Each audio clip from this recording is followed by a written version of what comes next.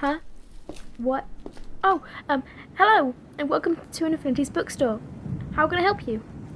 Oh, I'm really sorry for scaring you like that. I'm quite the daydreamer. Am I okay? Yes, very much so. Again, I'm very sorry for my sudden greetings. Good morning? Oh, yes, good morning to you as well. We sure hope you pick something out that you enjoy. You're welcome. I look familiar? We're in the same class. I'm Okino. Is it behind you? Yeah, the shy one who looks outside aimlessly. I'm so embarrassed. Yeah. So, what's our plan for today? Any books that catch your eye these couple of months? A lot of books this month have arrived, and they're all quite interesting. You should take a look at them. I haven't read them all, but I'm sure they will be awesome. I'm sorry if I'm prologuing our talk. I'll let you be, and if you need any assistance, I'll be right here. You're here. Oh, no, what am I going to do? I mean, I see you every day in class. We basically know each other. You're here alone with me. Snap out of it and get through this like any other day. Oh, you're calling me. Do you need some assistance? You seem lost. What's the matter? You don't know what to read?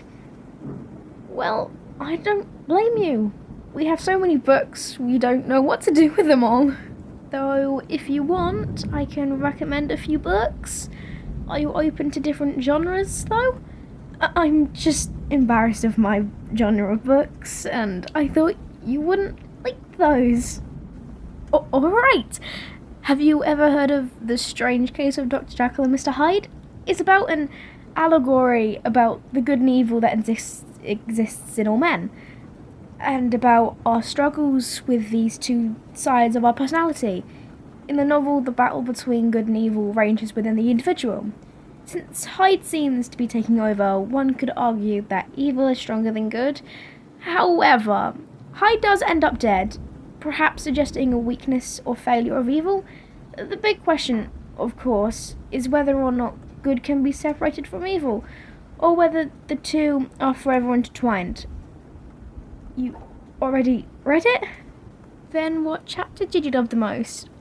I love chapter 9, mainly because it talks how Edward Hyde acted around Lanyon, and then how willing he was to drink the potion, which, how I could only assume was filled with formula HD7 to switch him back to Jekyll, that was written in the letter to Utterson after Lanyon had passed. You liked that chapter too? You're making me smile. Who could have thought we read the same books? No, step out of it, Okino. Oh, the way Lanyon jumped back in such horror. Yeah, me too. I find it quite funny. Well, how about Frankenstein by Mary Shelley? It tells the story of Victor Frankenstein, a young scientist who creates a sapient creature in an unorthodox scientific experiment.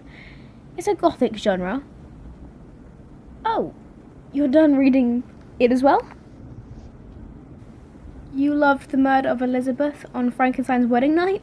Yeah, I felt the same way. Oh, how about Dracula? The narrative is related through letters, diary entries, and newspaper articles. It has no singular protagonist, but opens with solicitor Jonathan Harker taking a business trip to stay at the castle of a Transylvanian noble, Count Dracula. Then at the end, a small group led by Urban Van Helsing hunt Dracula, and in the end, they kill him. Oh, you just watched the movie? I recommend the book nonetheless, mainly as the book never had a protagonist and was only written in accounts. Plus, the original source material has never been actually portrayed in any movie. Anything else? I will recommend that book. That book looks familiar.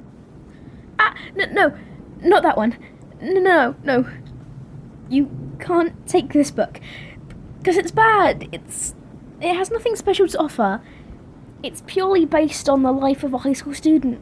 I think it's bland and cliche. It's been overused by different authors. And have you seen the cover?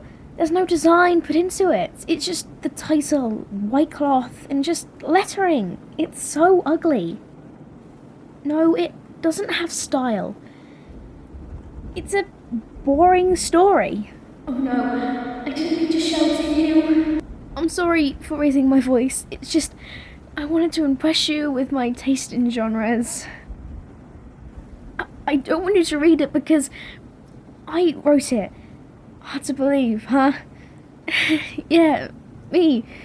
Your classmate that seems to have nothing to offer just wrote a book because he believes he can do it. It is finished, and I submitted it to various publishing companies, but they all rejected it. I tried editing it to the point that it's just not worth editing anymore. I grew tired and afraid. It's not worth reading anymore. You're still gonna read it? Are you sure? You won't get bored of it? Come on, don't lie to me. You just want to be nice. I know what you're doing.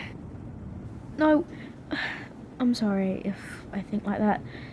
I just don't want to waste your time. I'll tell you what it's about. The book is about me. How my life is going and how I fell in love with a person who hardly knew I existed. Yes, it's like a journal. A journal of a student with no specific traits in mind. All of what I said and how I feel about the person is written in that book you are holding. Yeah, it's pretty unique, but if you're being honest, it's pretty average and boring. Unlike the books I recommended for you. That's why I didn't want you to see it. Never mind read it. You're probably weirded out by this. I'll be on the counter if you need anything. No, not that. It's a love letter. And it's for you. What? You read it? And you will help me improve my book? In order for me to finally publish it? Why are you doing these things? I don't deserve this. You're really kind and sincere. I don't know if it's pity or just you, but what did I do to deserve you? I'm just a shut-in, and whenever I'm outside, I just daydream. Nothing really simple about that. You'll just probably get bored of me. And it's not your fault why you'll eventually leave me. I'm sorry if I'm bothering you. You're not bothered by me? You'll read the book regardless, just to know who I am and how I feel? You know, you're making it harder for me to confess. I thought this encounter would only happen in my head.